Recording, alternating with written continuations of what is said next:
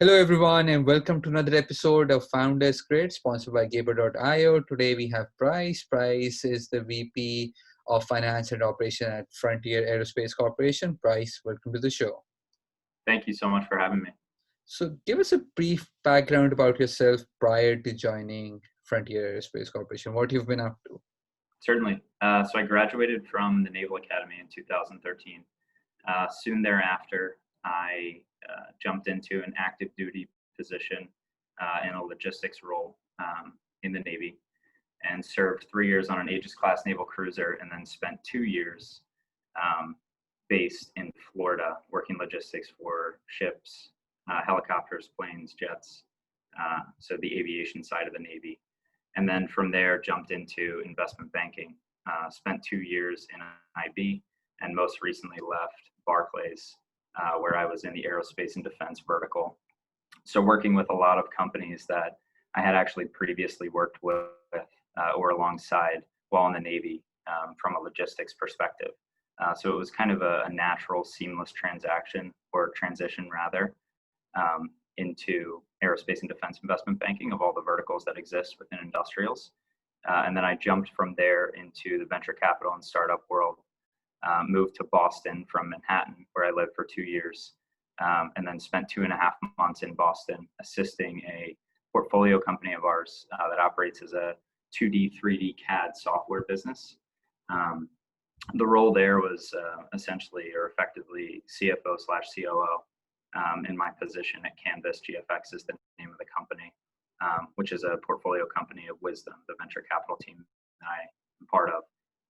And then jumped from there to Frontier Aerospace. Had a great opportunity to kind of transition away from Canvas and jump into also a CFO, COO slash or oriented role. And once I jumped into Frontier, everything's been flying. Okay. We're fundraising. We have a lot of positive traction gained with NASA. We'll help land the first woman on the moon as part of the Artemis program. And it's been a great transition so far. So moving to the West Coast is definitely a unique transition, but it's been a good one. Okay, got it. So before, and what are you currently doing at Frontier? Can you elaborate more on your role as well as the company's role? Yeah, exactly. So in any startup position or any startup in general, I think everyone wears a million hats. And that is definitely the case here. I'm running and leading all of our marketing efforts. So running all of our social media handles, keeping in close contact with strategics, aerospace and defense primes who have potential interest in our company, either down the line or near term. And then also speaking to family venture capitalists, seeing if they have investment interest. And we have a lot of positive traction gained there. And then obviously on the financial side, running any past, so historical financials, current financials, and then projecting financials looking forward. Anything from cost of goods sold, expenses, to future contracts based on traction gained companies that we're speaking to. Big NASA asks of our team, and then also running the test site operations, making sure that everything is kind of streamlined so that our timeline is good to go with large organizations like the Missile Defense Agency, NASA, Aerospace and Defense Prime, and then also potential commercial customers. All right.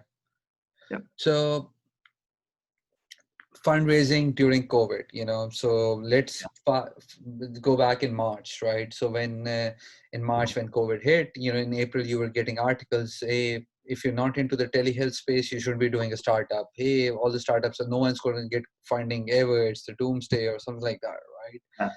But we're in November now. So how has the world evolved and how challenging it is? That's a great question. And I think most startups are under the misconception that capital doesn't necessarily exist out there. But I will tell you that venture capital firms and teams who have already raised funds are still looking to deploy capital. It obviously depends on what industry or what vertical you're pushing your startup within. But if it's a fast growing or potentially high growth industry, I think it's a kind of an easier conversation. So obviously, like you said, healthcare is gaining a ton of traction. Um, and then also a lot of companies who are in kind of the extraction market are also gaining a lot of traction as of late. And space, as you know, is an outside of Earth market where it's not clearly defined, but there are many players who exist in space. And there are also many markets that are emerging from space, like space debris, on orbit servicing, um, anti collision efforts, Earth observation, and then just general deep space exploration. Unfortunately, our company at Frontier plays in all of those areas. So, more on the geostationary and deep space side. But we also do have capabilities in what's considered LEO, which is lower Earth orbit. Got it. Got it. So, which brings me to my next question in regards to remote work and remote management and fundraising remotely, right? So, because if you think of it, if you would just go back 2 years, right? So there've been multiple VCs that have been saying, "Oh, we won't invest outside the Bay Area. If the startup is 1 hour away, we'll never go there," right? But Yep. now, since everything has been remote, so how challenging are you finding it when it comes down to fundraising remotely?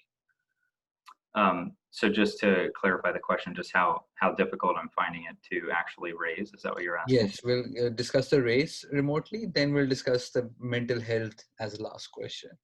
Okay, and the mental health piece, by the way, is extremely important. Yeah. Um, I think the raise portion has been interesting. I think having platforms like Zoom and WebEx and Teams enables you to have more conversations with investors. I think since mid-September, we have probably spoken to around 55 venture capital teams, family offices, and then also strategics as well. So private equity shops, and then also larger companies who operate in aerospace and defense. But I would say that COVID has kind of been a good thing, if there is a silver lining from a fundraising perspective, because it allows you to speak to entities, people who otherwise you would not have a chance to meet ever. I think that's why I'm in the position that I'm in. Working 110 hours as a banker, you don't have time to go interview or speak to anybody. Yeah, But when you're working from home, you definitely have more flexibility. true. And to hit on the mental health portion, I think it's important for obviously everyone to be able to step away from their screen, coming from pretty long hour occupations, whether it be the military or investment banking. It's definitely important to be able to get away from the screen and have kind of a sanity check, so to speak. I will say that it's tough. It's tough to do so because once you're plugged in, you kind of get sucked in. And in the world of comments and likes and social media optimism that we live in, where everybody is just feeding off of someone validating who they are, what they're pushing, it definitely causes an interesting dynamic in a workplace, especially when people aren't working together in person. So it's very important, obviously, for companies to ensure that their employees are engaged and able to feel like they're a part of a team, which brings communication and accountability rather into the picture much more so than it was before. You're not seeing your people in a meeting. You're not seeing that they're engaged on a call if they don't have video on. So it's definitely caused a total shift in the way that businesses work. But I think it's very helpful for startups to get companies kind of off their feet because CapEx is much lower, and it's much easier for a company from an expense perspective to not have their employees drive all over the place to go to, let's say, a meeting where you can just wake up, roll out of bed, jump into a chair, and have a meeting with someone who's extremely important. Hopefully, you shower and put on nice clothes before that, but I don't know that everybody does that. Yeah.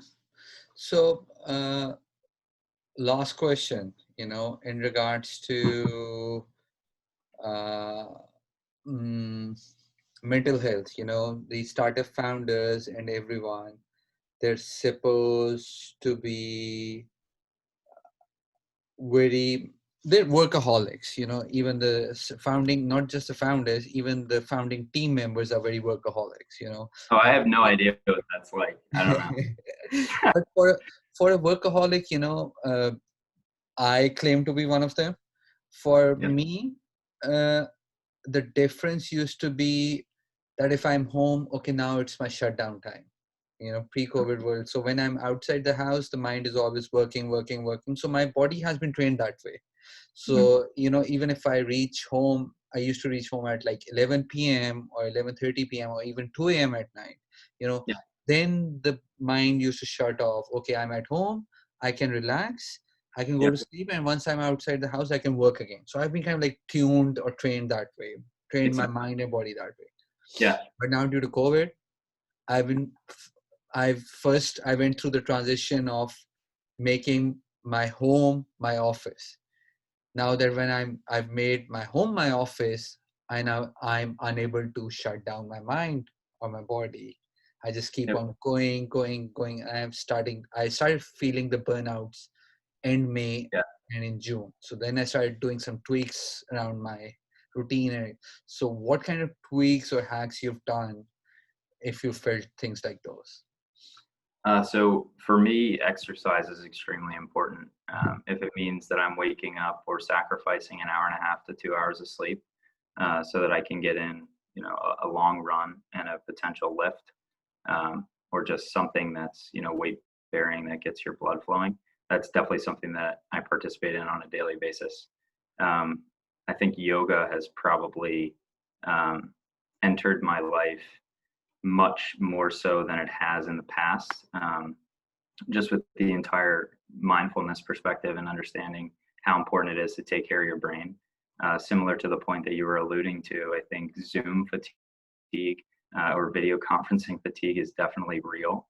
And I think, humans who are in a client facing position are now speaking much more so than they were before, which requires all the diligence efforts and the actual deep technical analysis to take place behind the scenes, which now is at night. So similar to the point that you made about effectively having to be in a position where you're constantly working and it's difficult to turn it off. I think it's important to have outlets like that, whether it be exercise, whether it be meditation, whether it be yoga, anything like that is extremely important, and definitely something that we push to our employees. A lot of the information that we have within our business is secret, or confidential, either export controlled or ITAR related. Yeah. So we make sure that if any of that information is needed by our employees, they're going into the office to do so. So although remote is definitely a portion that is starting to enter the company, um, it's also something that is not a 100% everyone's working remote. You have to be in the office for some things. Sure. Bryce, thank you so much for being on the show. I'm pretty sure we could have talked for another 25 to 30 minutes. Yeah, definitely. My marketing team kind of like forces me to keep them within 15 minutes. Thank you so much for All being on good. the show and take care of yourself. Thank you so much.